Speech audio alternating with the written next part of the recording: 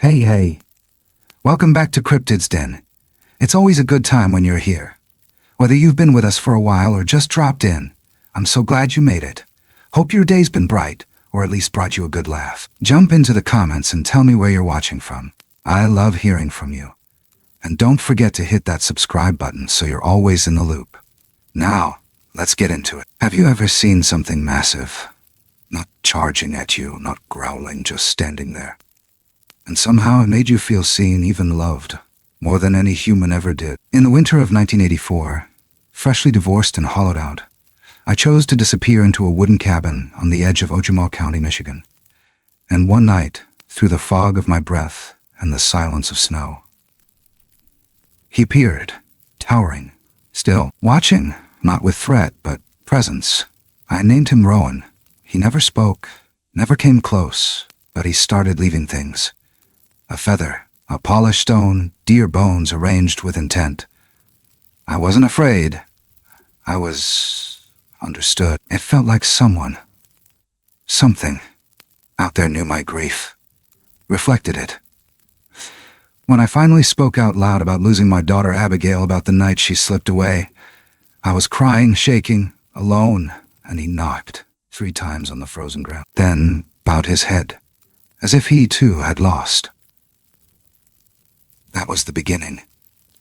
We shared sunsets, quiet, gifts exchanged without words. It was a friendship deeper than language, and far more fragile than I realized. Then Nora moved in next door. She watched, listened. I trusted her. I told her about Rowan. I thought she would understand. I was wrong. There were traps, binoculars, bloodied meat hanging in my yard. And then, one night, floodlights, helicopters, guns. Rowan didn't run. He stood there, like always. But when the shot came, he screamed like no animal I've ever heard. And he crawled, bleeding, back into the woods. I never saw him again. 30 years later, I still leave a green apple on the step. They call me crazy, the Bigfoot lady. But I don't care. Because I know he was real. And he came not to scare me, but to show that even shattered souls can find each other if they're quiet enough to listen. And just last night, I heard 3 soft knocks. The apple was gone. I first saw him when the snow turned blue, and he was already watching. It was the kind of night where everything feels hollow. I'd been stacking wood behind the house, the cold creeping under my jacket like guilt. Rusty was at my feet, tail tucked tight. He didn't bark. That was the first thing that should have told me something wasn't right. I glanced toward the end of the driveway, where the porch light spilled out in a soft amber cone. Beyond it, where the trees thickened and the air got darker than night had any right to be, something stood, still, not moving. But not exactly hiding either.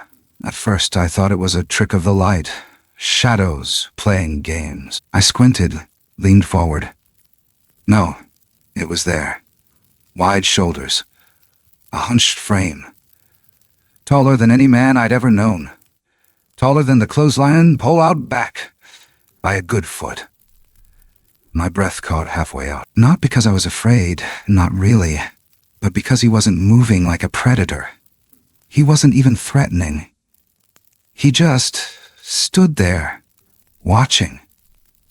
And Rusty. That dog had a bark like a shotgun.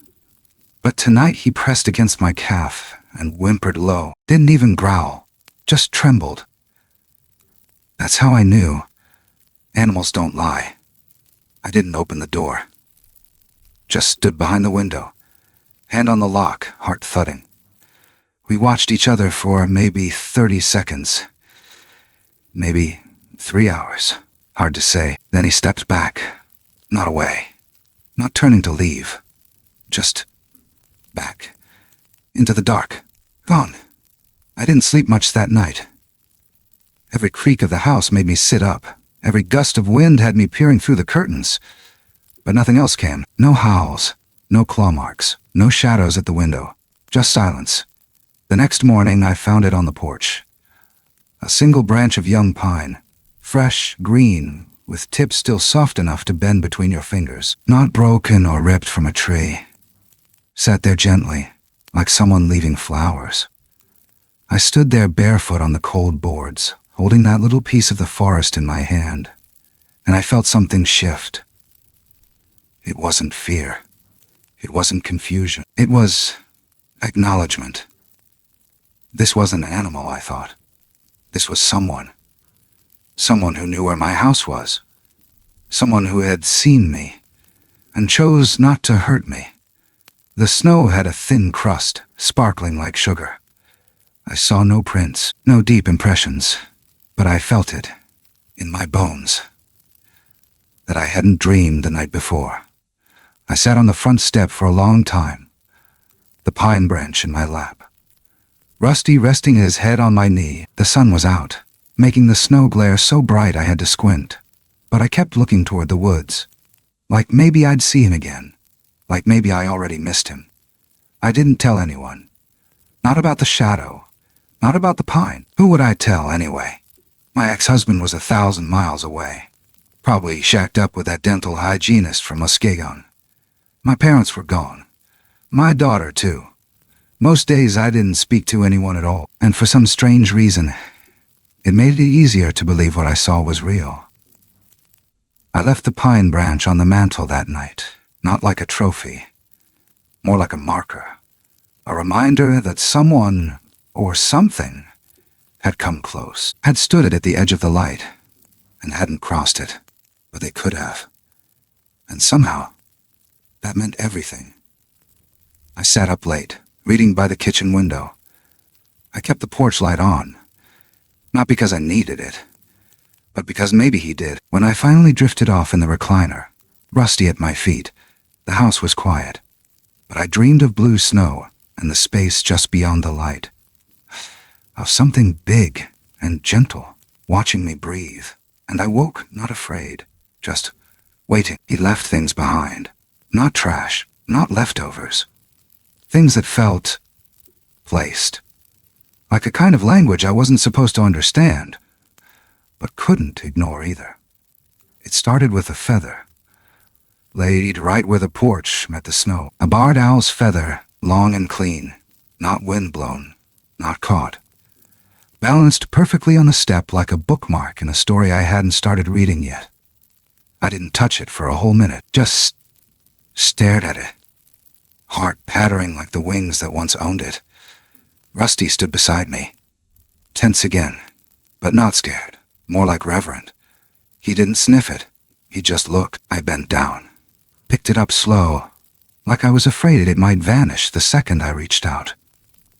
It was warm from the sun, still held the smell of the woods, pine, dirt, something sweet and mossy underneath. I kept it in the mason jar where I used to store nails. The next day it was a stone, not just any rock, flat, dark, worn smooth as glass. Someone had braided 3 pine needles and wrapped them around it. Knotted once, tucked like a gift, and then the apple was gone. The one I left out by accident on the top step, a Honeycrisp, still cold from the fridge.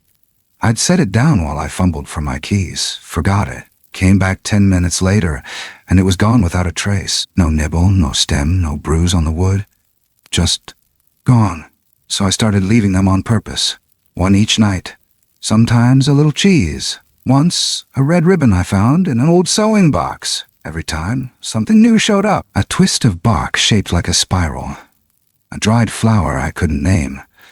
What looked like a figure, carved crudely in wood, 2 legs, no arms, and a single burn mark where the heart should be. He never came during the day. But I began to feel him, not just near the tree line, closer, like the hush before thunder, pressed against the edge of the glass. Sometimes I thought I saw movement out there, just a flicker, just past where the light reached. Sometimes I imagined I was being watched. Then one night it happened. I was hauling wood in from the shed. The cold had crept up fast and I'd waited too long. The last trip out, I slipped on the porch step. My feet came out from under me. Next thing I knew, My head cracked something hard, and my world went sideways. I must have passed out, because the next time I opened my eyes, I was inside, lying on the recliner, a quilt pulled over me, the fire burning low but steady, and Rusty sleeping beside the couch, eyes open and alert. I sat up, dazed, blinking hard. My head throbbed. There was dried blood on my temple and a streak of dirt on the collar of my coat. But no signs of a struggle, no broken glass, no kicked-in door. I walked to the threshold and opened the door. And there they were. Footprints. Huge. Bare. Pressed into the snow like shadows burned in ice, leading from the yard, right up to the door, then looping back. Gone again. I didn't call anyone. Not a soul. What would I even say? That a giant man-shaped creature rescued me from hypothermia and tucked me into my chair. That it left gifts and took apples and carved tiny totems. I didn't need anyone to believe me, because for the first time in years, I wasn't alone. I cried. Quietly. The kind of crying that builds like steam behind your ribs and won't let go until you let it. I sat there, holding the quilt tighter, watching the snowflakes fall thick and slow, and I thought of all the nights I spent wishing someone might knock, call, check in. All the voicemails I deleted, the birthday cards I mailed myself. And now this. Someone, something, had crossed the line. Not to hurt me, but to help, and I didn't care if I ever had the right name for him. Whether he was spirit, beast, guardian, or myth. All I knew was this: I wasn't forgotten, and maybe neither was he. He never spoke, but somehow, he answered every grief I never said aloud. There was something about the way he sat behind the trees that made the air still around me. Like the world went quieter just for that hour. We shared the same piece of earth. Every night after dinner, I'd read on the porch. At first, it was just habit, a way to push the silence back. But slowly, it became something else. I wasn't reading for myself anymore. I was reading for him. I don't know how I knew he was there, hidden in the shadows just past the last hydrangea bush. But I did. I could feel him. Listening. Not like a hunter, not like a man, like a soul that had waited too long without a voice. Some nights I read children's books. Abigail's favorites. I kept them all. Worn spines, stains from grape juice, little drawings in the margins she'd made with glitter pens. I never threw them out, though I couldn't bring myself to touch them for years. Until now. Until I had someone listening again. I didn't speak her name out loud for the first few nights. Just turned the pages slow, letting my voice steady itself. Then one night I whispered it into the dark. Abigail. The name caught in my throat like a splinter, but I let it stay there. Let it hurt. The trees didn't move. No wind, no rustling. But I swear I felt something shift. I don't remember the exact night I asked him. I'd just finished reading Rowan where the red fern grows, and I couldn't breathe when I closed the book. Tears were already spilling down my face before I realized I wasn't alone anymore. I didn't say much, just enough. Have you ever lost someone? Silence held for so long I thought maybe he'd gone. Then, thump, a low, heavy sound, like a palm hitting frozen dirt. Once, then again, twice, and a third time. 3. I held my breath. My arms broke out in goosebumps, though the blanket over my shoulders was still warm. I couldn't see him, but I felt him kneel. The shape of his sorrow folded into the night. There was no language, no howl, no sound but the soft, steady fall of my own breathing, and the weight of his grief pressing through the earth. I didn't need words. I understood.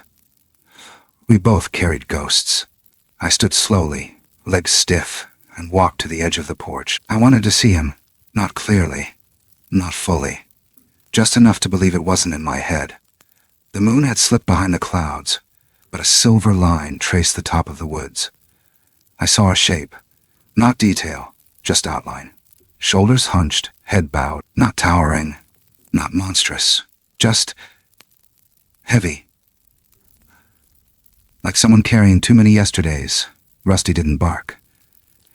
He walked down the step with me, sat at my feet. I whispered again.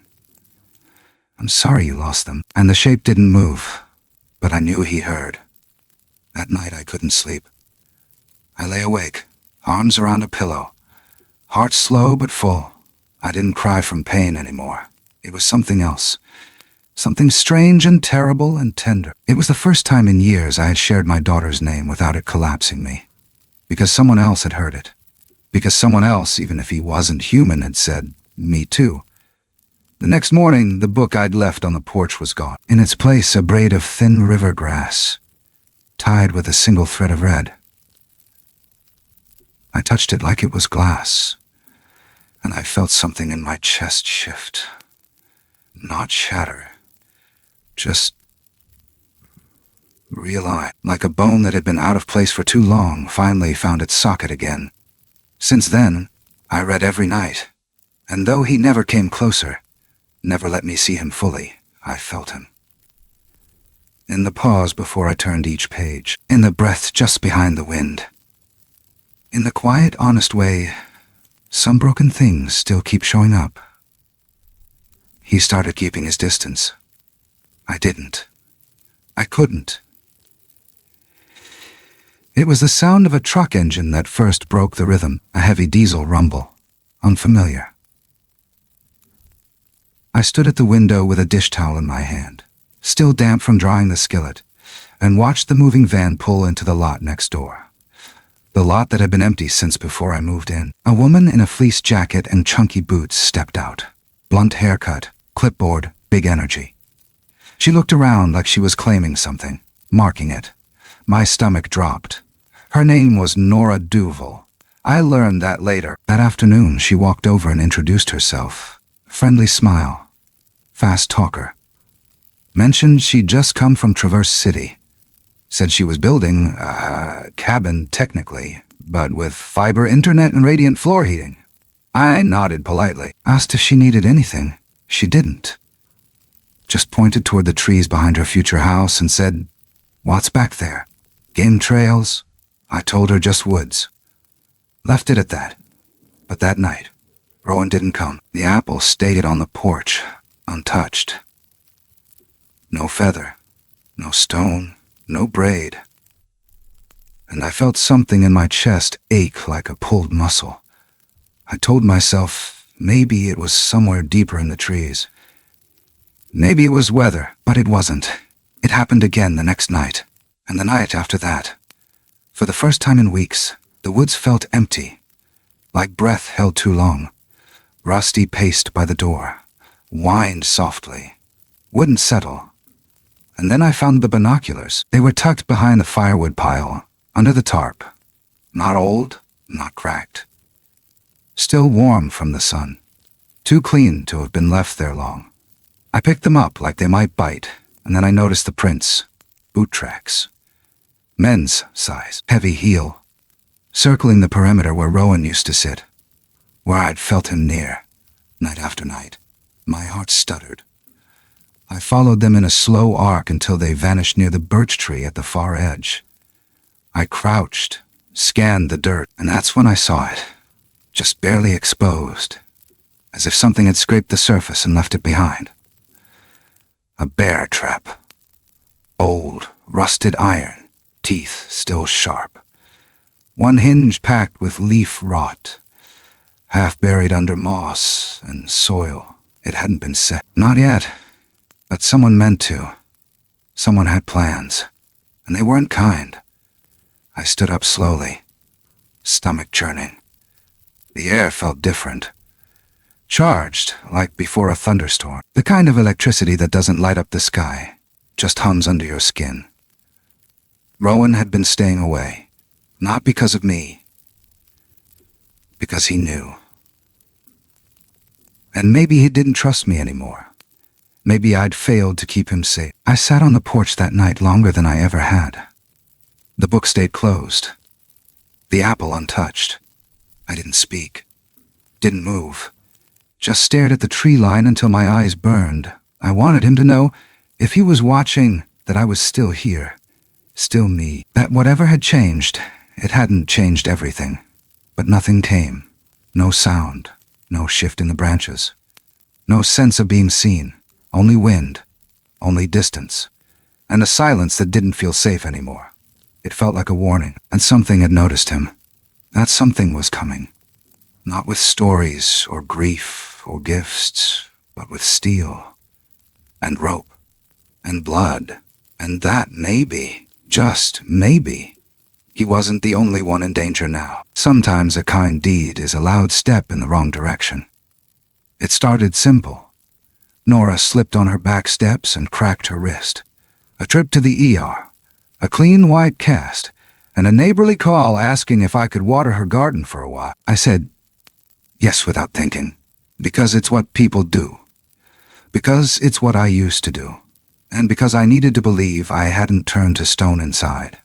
I walked her rows each morning, boots brushing against cucumber vines. The sun barely up. Everything looked normal. Too normal. But on the third morning, something sharp hit the edge of my vision. Red. Dangling. I stopped, blinked, moved closer. It was meat, hung from a tree branch. Raw. A strip of something long and pale. Venison maybe, or worse. Tied with bright nylon cord. Hunters use that trick. Predators do too. I stood under it a long time. The air felt wrong. Too still. Too watched. That night I didn't read. I didn't even sit outside. I left the porch light off and locked the door early. Rusty paced again. His ears low, his body wired. Around midnight he growled. That sound pulled something tight in my chest. I crept to the back door, eased it open just a crack. The yard was empty at first, then movement. Fast. Something large slipping between the trees like it didn't belong to this world at all. My heart jumped to my throat. I stepped out barefoot, called quietly. Rowan? No answer. But something glinted near the shed. I followed it. My breath came shallow. That's when I saw him, half-shadowed. Leaning into the dark like he was made of it. He didn't look at me. He looked toward the garden. Blood soaked his side, not dripping, but dark and crusted. His hand, if you could call it that, pressed over the wound. His shoulders heaved like he'd run miles. And when I whispered, "You're hurt," he didn't move. But I knew. I stepped closer. He stepped back, and I felt it like a punch. He didn't trust me anymore, not completely. I wanted to explain. Wanted to say I hadn't known about the meat, that I never would have walked into his space with someone else scent on my boots. But no words came, only wind. He slipped away before I could say anything else. The next day, I pulled out my old trail cam. Dusty. Batteries half dead. I set it near the garden, facing the tree line. I didn't want to catch him. I wanted to see who else had been here. It took 3 nights. At 3:17 a.m., the camera clicked. I watched the footage 6 times. A man, heavyset, wearing a headlamp and camo jacket, holding something that looked an awful lot like a rifle. He moved through my yard like he belonged there. Like he knew exactly what he was doing. Flashlight in one hand, a cooler in the other. He hung meat again, this time closer to the porch. And then he left. No hesitation. No fear. Like he was baiting something. Like he was sure it would come. My knees nearly buckled. Because I knew what that meant. I hadn't just let someone in by mistake. I had invited them. By being kind. By being neighborly. By not questioning why someone like Nora wanted to live this far out with a scope and trail markings, and too many questions about the woods. I sat on the floor that night. Rusty curled into me. The lights stayed off, and I realized, shaking, that I wasn't afraid for myself anymore. I was afraid for him. The only thing that had ever saved me. And I'd led something straight to him. I told her. God help me, I told her. It was a Tuesday. Fog curling low across the yard, like the trees were exhaling something they didn't want seen. Nora had stopped by, cast still on her wrist, holding a loaf of banana bread like we were friends again. She asked about the power blinking the night before, and I don't know what made me do it. Loneliness, fear, the aching need to believe someone might understand.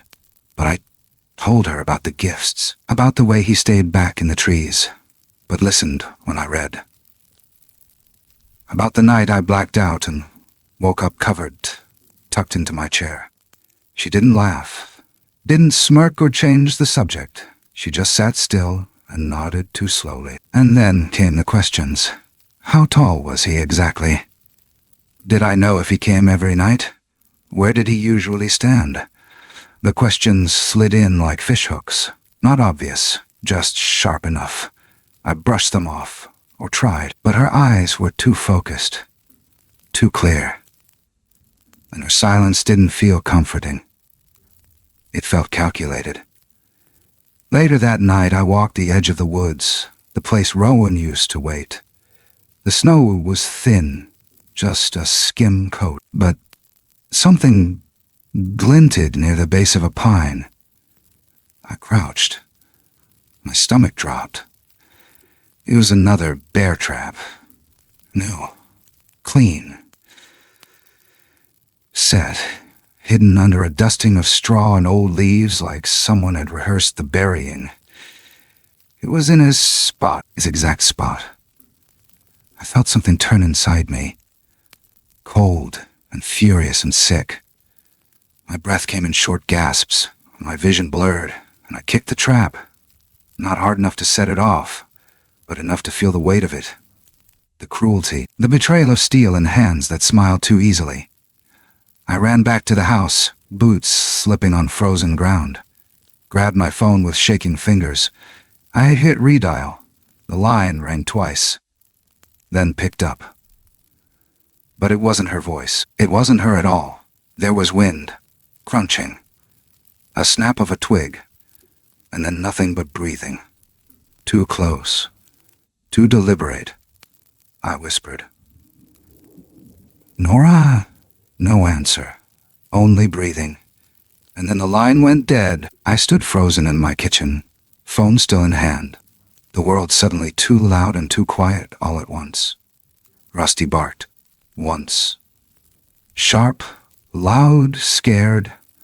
I looked at the time. It was 11:42 p.m. I redialed. Straight to voicemail. I sat down on the floor, my back against the counter. The only light coming from the oven clock. Rusty came over, pressed his head against my knee, and I let my hand fall onto his back without looking. She'd been out there. She had my trust, and she used it like a crowbar. I didn't sleep, just waited. For a knock, for headlights, for something worse. But nothing came. Just the dark, and the sound of my own breath turning shallow with dread. Morning brought no comfort. The traps were still there. The phone still silent. And the bread she brought me sat untouched on the counter like a dare. I should have known. I should have known better than to offer a holy thing to someone who only sees a trophy. But I hadn't. And now something pure, something ancient and good and wounded, was in danger. Because of me. They came just before dawn. 2 sets of tires on gravel. Headlights cut through the mist like blades. Red and blue strobes flashed against my windows, painting the walls in chaos before I even stood up. Rusty growled low in his throat, pressed against the door like he already knew what was on the other side of it. I opened it anyway. There were 2 deputies. One older, stiff, all angles. The other younger, fidgeting with the strap of his vest. They didn't come up the steps. Just stood at the bottom, hands resting on their hips, voices too polite to be genuine. We got a call, the older one said. About a large animal spotted near your property, something dangerous. You seen anything? I lied. I said no. That I kept to myself. that nothing ever came close, that I hadn't seen a bear in years. But they didn't believe me. Not really. The younger one lifted a radio to his mouth, mumbled something low. And then I heard it. Boots, more of them. From the woods, not rangers, not volunteers. These were men in hunting jackets, gloves too clean, rifles shouldered and ready. One of them, thick, red-faced, eyes sharp, locked onto me with a kind of smile that felt like a warning. They weren't here for a bear. They were here for him, and I'd known it was coming. The signs had been there, but it still shattered something inside me to watch it unfold in daylight, bold and proud. I didn't wait. I grabbed Rusty's leash and ran barefoot into the trees. The cold bit at my ankles. Branches clawed my arms. But I knew where to go. The clearing behind the ridge, where the birches split wide, where he used to listen to me read, and he was there. Standing, still, as if he'd been waiting for this moment all night. He didn't run, didn't hide, just looked at me like he already knew. I screamed, "They're coming, you have to go," but he didn't move. Behind me, shouting, leaves crunching, metal snapping, then a crack, loud, sharp, close. A bullet ripped through the bark 2 feet from my head. I turned just in time to see one of the men lower his rifle like it hadn't meant anything. Rowan didn't flinch. He stepped forward, toward me, and that's when I heard it, steel snapping shut. The sick final sound of a trap springing. He let out a noise I'll never forget. Not pain exactly. Shock. Like he hadn't expected them to play that dirty. I saw it. His leg caught in the iron teeth, twisted at a wrong angle. Blood already seeping, but he didn't fall. He braced, grabbed the trap in both hands, and with a raw, horrible crack, tore it open. Metal bent like paper in his grip. He limped, dragged the leg behind. And still, he stepped between me and them. I screamed at them to stop. They raised their guns. I ran, stood in front of him, arms wide, screamed again, louder this time. "He is not hurting anyone. He saved me. He's the only one who..." Another shot. This one into the dirt near my foot. The older deputy yelled, "Get out of the way!" But I didn't. I turned back to Rowan. He was breathing heavy, bleeding, but still upright, still watching me like I was the only thing that mattered. He could have fought. He didn't. He stepped back once, twice, and then with a sound like tearing roots, turned and limped into the trees. They didn't follow. Too stunned, too human, too late. I stood there long after they left, long after the guns were lowered, long after the echoes were gone. And when they asked why I was crying, I said it straight. You weren't hunting a beast. You were erasing my only witness that I ever mattered to someone. He never came back. Not really. That was 30 years ago. The men with rifles, the shouting, the blood on the snow. It feels like a dream now. Too loud to be real, too quiet to forget. I still see it sometimes in the mirror behind my eyes. That final look. Him standing there, not as a beast or myth or anything the world could name, just someone who chose not to hurt when he could have. Someone who came back for me when no one else ever did. I'm old now. Too old to be walking the ridgeline. My knees ache in the cold, and my eyesight's gone soft around the edges, but I still put the porch light on every night. That same warm yellow bulb, humming through the dark. I replace it religiously, even when no one else drives this road anymore. Even when the meter box rusts and the roof curls up at the corners, I still leave the apple on the step, right where he used to pause. People think I do it out of habit. Some say I'm lonely. They're not wrong. But they don't know. They didn't see what I saw. They didn't have someone who saw them and never asked for a thing in return. I keep the gifts in a drawer now. Most of them anyway. The feather. The stone wrapped in pine. The tiny figure carved with no arms and no face. I've told no one, not because I'm scared of being laughed at, but because the moment I say his name, I know he'll vanish from this world completely. That silence?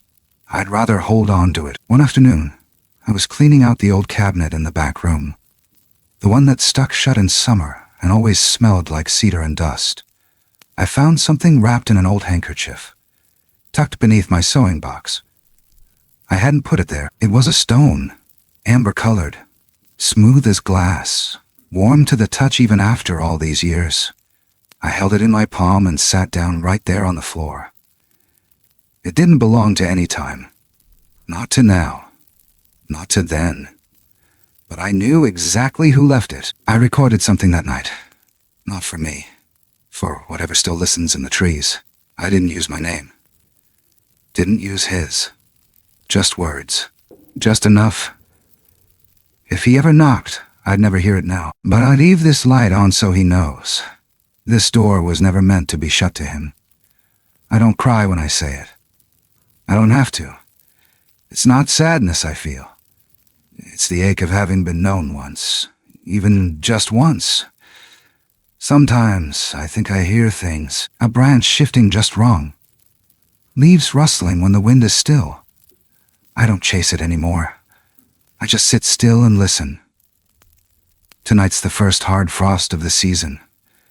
The glass on the storm door fogs over from the inside. Rusty's long gone now, buried beneath the birch. But I still talk to him sometimes like he's curled up next to my feet. I lean back in the rocker and stare at the line where the light fades into trees. The apple's out. The bulb glows steady, and everything's quiet. Too quiet. Then I hear it. 3 knocks. Not at the door, on the outer wall. Low, hollow. Familiar. I don't move. I don't need to. The camera by the steps blinks once, then goes dark. When I check it later, the footage is blank. Except for one missing frame. The apple is gone. Nothing else. Just gone. And I smile.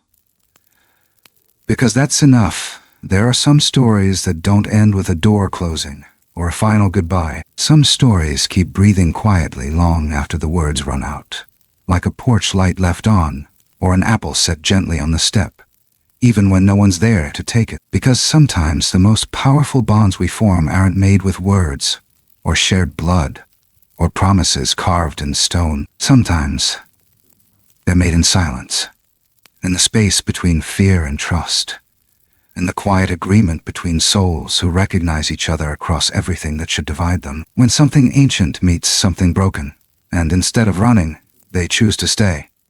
It's easy to forget that kindness doesn't always come in a form we understand, that what's wild isn't always dangerous, and what's unknown isn't always cruel. There's a kind of grace in being seen by something that owes you nothing, and still offers you mercy. A kind of salvation in knowing you matter to something beyond the fences and names and rules of the world. And maybe that's what we're all looking for in one way or another. Not answers. Not proof. Just a moment where we're not invisible. Just a sign, however small, that we were here and we were heard. The truth is, the quiet things, those unseen, unspoken gestures, can leave the deepest echoes. A glance, a gift, a shared silence in the cold. They stay, long after people go, long after names are forgotten. And maybe the best we can do, in a world that rushes past and forgets too quickly, is to keep leaving that light on. Keep setting our little offerings out. Keep believing that something good remembers us too, even if it never comes all the way back. Thank you for listening, truly. If this story touched something in you, I'd love to hear it. Drop your thoughts in the comments, share your own quiet experiences, or just let us know you're out there. And if you haven't already, go ahead and follow or subscribe to the channel. There's more where this came from. Until next time, leave the light on. Someone might be looking for it.